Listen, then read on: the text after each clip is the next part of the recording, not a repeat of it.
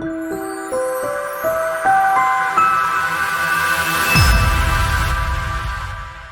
vice president of a business unit tells to all the employees in a big hands-on meeting that from now on, we will do all development with Scrum. And by the way, the testing will be outsourced to India.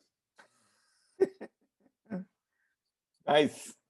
It sounds like a very good Scrum implementation. Maybe it's aligned with the new Scrum guide. We don't know. Maybe the next version. Hi, Wolfi. Hi, Elad. Hello, everybody, and welcome to our sixth. This is number 6. Who would have thought? 6 video cast. So my name is Elad. With me, as always, is Wolfi. Hello. And we are both certified LeSS trainers, and we are here to bring you our thoughts and information from our perspective about Scrum world and the LeSS world. And for this episode, we are going to discuss the upcoming changes to the Scrum guide, which has been a very hot topic in the communities all over, right? So just a quick reminder of the format. Each of us will have 5 minutes. We'll have a time box to answer the question. Whatever fits in the time minutes fits, what not, might go to the next iteration. Okay, and just as a disclaimer, we do not have a copy of the latest Scrum guide. So all our talk is based on information which leaked and rumors. Yes, which is one of the problems. We'll talk about that. So, Wolfi, are you ready? I'm going to start the timer. Yes. Then there we go. What do you think? Just what do you think about the new Scrum guide changes? You've read it, you've seen the rumors. Let me hear it. Well, based on information that I now have, yeah, and as I said, it's limited, I think there are some changes which are aligned with my mental models and some which are not, and some items, they worry me in a way. So a few things which I like the Scrum guide is now planned to be only 13 pages long, so more with less, that's a good thing. The removal of the 3 questions in the daily Scrum, I think that's also very good because those questions typically shifted towards me, so towards the individual, away from the focus of the work. So I think that's really a positive thing. Then they used now the definition of self-managing, which actually is defined by Richard Hackman in leading teams compared to self-organizing, which is not very well defined in literature. And then we come to an interesting point, which has pros and cons. And the pro side is that, so there seems to be a problem between PO and team, and now they attempt to bridge this problem, us versus them. And I think because we are sitting, of course, all in the same boat, and collaboration is very key to a successful product development. So that's why this is, I think, quite important and good. However, it seems to be that this actually is a quick fix solution, or what we call a LeSS quick fix, which we see more in a moment what this might lead to. Then a few things which worry me is like they talk now about accountability, and that typically leaves a bitter taste. So I remember the video from Yves Moreau and his plead for fuzziness, yeah, instead of accountability. So that you don't drop the baton, and then what happens to it? So collaboration is key. And then the usage of a team sprint goal is now strengthened. So it became an artifact. And that is really something in the context of large-scale Scrum, especially, which is a problem because it might lead that to strengthen the local team identity. So if every team has a sprint goal, a team-level sprint goal, then the product level identity and the collaboration again is harmed, and that might be a big issue. So that's why we don't have actually a sprint goal in LeSS. And the other thing, the new concept of a product goal might be a good thing. I'm not sure yet. So if it's thought like in, for example, specification by example, where the goal is inspired by the customer's problem, that might be okay. But then I don't understand what's the difference to product vision now, and maybe would the term release goal be a better term? Is this actually what they mean? So anyway, it should be a recommendation and not a rule in form of an artifact. So I'm very worried about this one. And then I think the biggest thing is really this removal of the development team. So I have mixed feelings here. So now there will be only Scrum team, and this will bring a whole new set of issues in the context of scaling.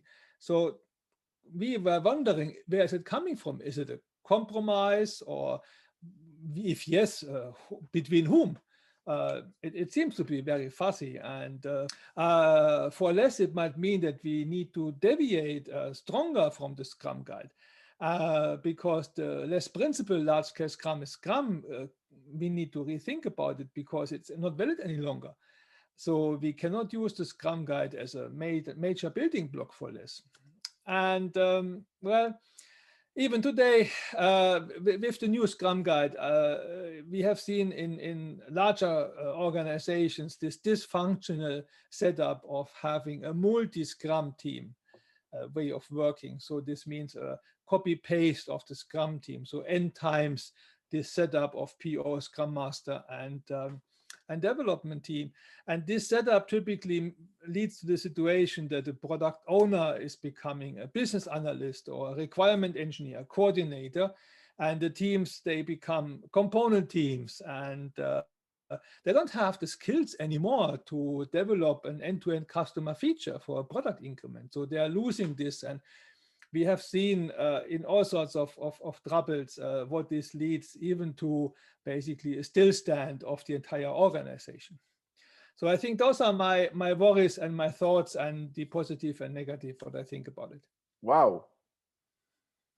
That was amazing, Wolfi, because you just finished on the last second of your 5 minutes. I know. This is German punctuality. 10+ year project manager. Would never work in my case.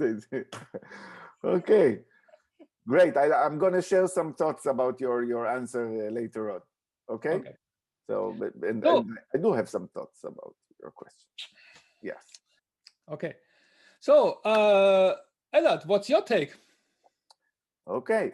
I'm gonna talk not about so much about the content of the Scrum guide, because I'm going to refer to it, but I think in the last maybe month or so, since the rumors were starting to be published, I have my concerns and questions regarding the Scrum guide, the changes, but I have some more concerns about the how it was created. And when I went back to like my old Scrum training and when I first was introduced to Scrum in the middle of the 2000, 2005, 2006, one of the things that I was, the people explained to me were the values, the Scrum values.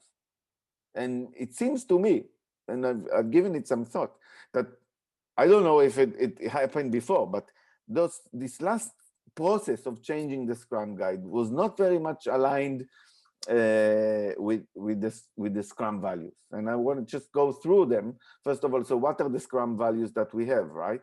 We have courage, we have commitment, we have focus, respect, and openness. Those are the 5 Scrum values, at least from what I'm aware. They were not touched. Maybe if they were changed as well, that would have been.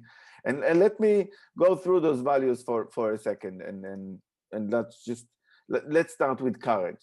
Okay, so courage, it seems to me, and based on my opinion only, that the Scrum guide is still reluctant on taking a strong stand on some of the things, like is the Scrum Master a full-time role? Who is responsible for removing the impediments? Is it still the Scrum Master? Is it the team? Is it all of, like, and my assumption is that Ken and Jeff are super intelligent and smart people. I'm sure they have a stand on this. Also, looking at the fact that they have their own frameworks, which are not always aligned. So to me, this vagueness translates or interpreted as lack of courage, to be controversial, to just say, this is what I think, like it or not. Commitment, second value. So the Scrum guide, what is it committed to? I mean, in my perspective, it was committed back then to deliver a message that will ultimately change the way that we think, change the way that the IT or the product development world works. and I think we have lost that commitment. And I'm not sure what the commitment is because I haven't talked with anyone, and also nobody talked with me. Nobody shared what we are committed to, right? It's still definitely my feeling is that we have I don't know, lost that commitment of changing the world, and we are trying to make too many people happy, so that people will feel comfortable, which never was my experience with Scrum. Scrum never was intended to make someone feel comfortable. Focus, third value, is that we added, like you mentioned that, right? We added this product goal, and then we have the sprint goal as an artifact as well. And why are we adding more rules to the framework? How is that focused on maintaining this as a minimal framework intended to expose problems, right? By solving problems, we are now solving problems. The sprint goal is an attempt to solve a problem. We are deviating from the original idea of Scrum, and I think that's kind of losing focus, at least in my opinion. Respect is the next thing I want to discuss, and this has been real painful to me. I mean, the whole process of modifying the Scrum guide, including and without naming names, shaming of people who exposed some things that were shared in the group as if it was some secret, top secret stuff, classified. I don't know what. And the lack of like exposure of this draft guide or anything like that, it does not seem very respectful, which also quickly shifts my thoughts into talking about openness, which is the last value. If we are open, then we are open, we are transparent, we share everything. And the fact that we are having this conversation based on rumors and based on a blog post from Ken and some document that was shared in some group, that is not openness to me. What happened to gathering feedback from customers? Why not share a draft with the world? I don't know, this kind of, oh, 5 minutes. Yep. Close enough. Close enough. Yes, cool. So let's now move to the thoughts. Like, what did you think? So I'm going to start with you because Yes. I talked. Yeah. So did you have any insights or any aha moments? Well, the biggest aha moment was that you actually did not go in the discussion to these details, but you actually lived up to the meta level and you said, okay, if these are the values you, Scrum Guide, want to be lived by, basically, then how about applying those same values to the own process? So I think that was actually a good point. And well, some of the things might be debatable. So, and yes, we don't understand the explanation. So maybe these explanations will come later. We don't know, maybe, hopefully. But then anyway, the Scrum Guide will be what it is, and we have to live with it. And then we will need to see, inspect and adapt how well it fits to LeSS, and where we then need to deviate and need to take corrective actions, basically. What I'm really agreeing with you the most is the last 2 points. So respect and openness. I mean, why is this make such a fussy thing? And could it not be more openly brought, at least that people can read, okay, what is the entire draft version, and not just what's the delta with a little bit of a breadcrumb here and there, but not giving you enough to really understand the full picture. And then again, the question is that who is the customer? So I believe there might be too many people who will comment, and then it might be again that you cannot take in all the feedback. That might well be. But on the other hand, I think that this vision of those two might have gotten lost. So what is their vision they want to have the Scrum to be developed to, in which direction, and are we still on this path, or have we deviated from this path? And I think that's why it was beneficial to take it up on the meta level and not look at the details themselves. Mm-hmm. Thank you. So let me share what my thoughts when you spoke. So first of all, I realized that when thinking about this video cast and what, like in general terms, I want to say, what I want to focus on, I really focused on the negative side. I really focused on like what's wrong. And when you spoke, you started with what do you like about the Scrum Guide? And actually, I kind of caught myself emotionally, maybe even a little bit mad about what's going on, and the fact that like I was like I was left out, and that maybe your statement helped me also focus back on the good things that actually happened. So it's not all bad or good, right? It's the same. At the same time, I think that I really agree with you that it's really troubling, this lack of transparency. And I think that also goes back to local optimization. So if there's a problem in collecting feedback from thousands of people, not collecting feedback at all is a locally optimized solution. We are all making assumptions. We don't know what are the reasons, but something is fishy. I mean, it doesn't make sense that a Scrum Guide is being modified without any feedback, real feedback from the community. Even those who got to give feedback did it based on this one pager. So I don't know. I guess we'll have to see. I think it's coming out in the next week or so. So yeah, there's a release date. Yes. Yeah. Wow. Oof. That was like thank you. It was an insightful moment for me, but it was also very draining energetically to discuss it. You know, the Scrum Guide and a question that I have, and definitely don't have an answer, is what will happen to Scrum of Scrums and Nexus? Because based on the new Scrum Guide, both of them are not aligned with Scrum anymore. Yeah.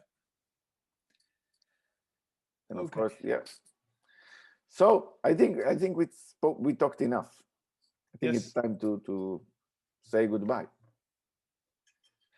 Okay, so thank you very much for watching, and we hope you found this video valuable, and you invite you to post any comments below there in the YouTube channel, and questions you might have, ask or contact us directly. The contact information also is below the video.